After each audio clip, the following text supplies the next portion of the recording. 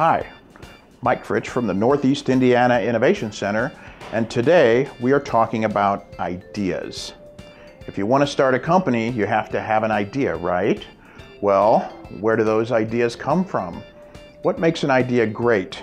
And how do you know? If you've got one floating around in your head, what do you do next? So, you think you have a great idea, huh? We'll see.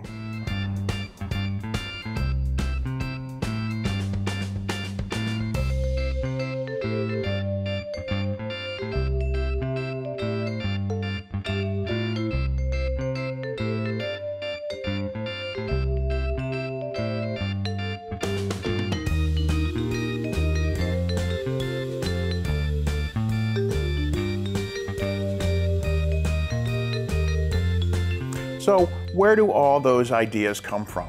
Do people say, man, I want to start a company, so I'm going to sit down and think of ideas until a good one pops out? Well, reality is that most great ideas aren't a single sudden stroke of genius, that eureka moment. Usually they come from a process of creating ideas based on a need. If you don't have a big need, you don't have something people will use and spend money on, and you won't have a successful product. Go to any kitchen gadget store and look around. Almost every product there was developed based on a need, and it's the ones with the biggest need that will sell. Simple, right?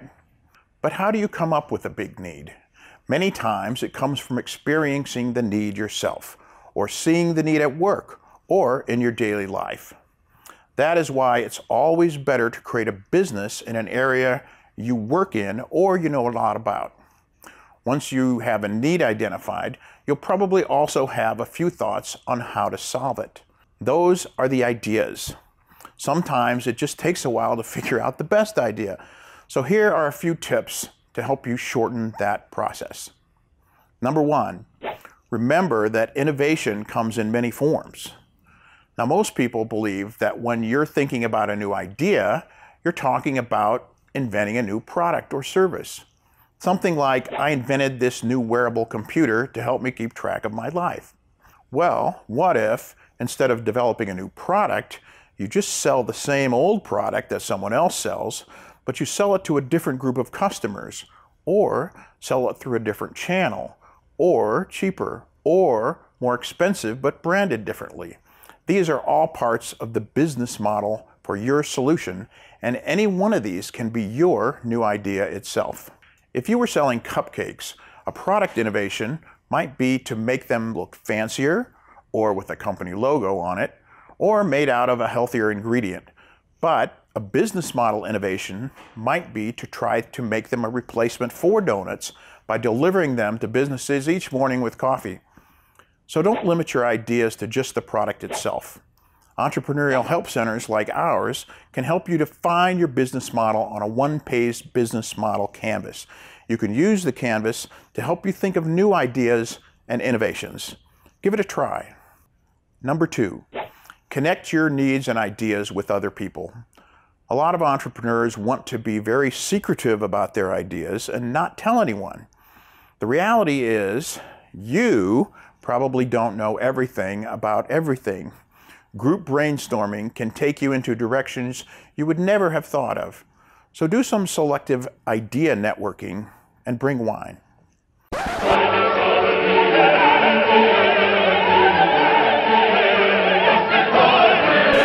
Number three, get professional help from someone like us. Places like the Innovation Center can help you take your ideas and bring in experts to really kick them up a notch. We use the word ideation to mean the process of coming up with ideas based on your initial thoughts. Maybe it means including technology people or business model experts, or maybe just someone who has done something close to what you want to do. We can help make that happen. Now, there are many other suggestions I could list to help you come up with ideas, but for now, let's just assume you have this great idea and you're convinced that it's the killer idea. You're ready to start building a company, right? Nope. You almost forgot the most important step. You're convinced customers will buy your product, but how do you know what they think?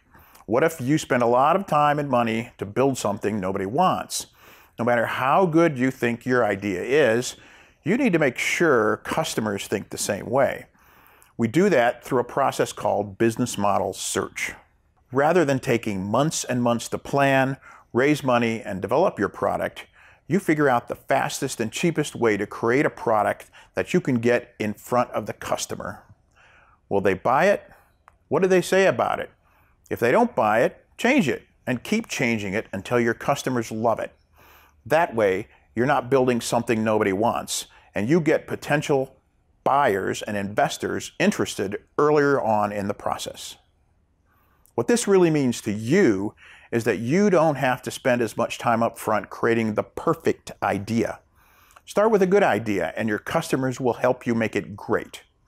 The Innovation Center can help you get started on making this process work for you when you're ready. But don't wait for the perfect idea. You'll get old.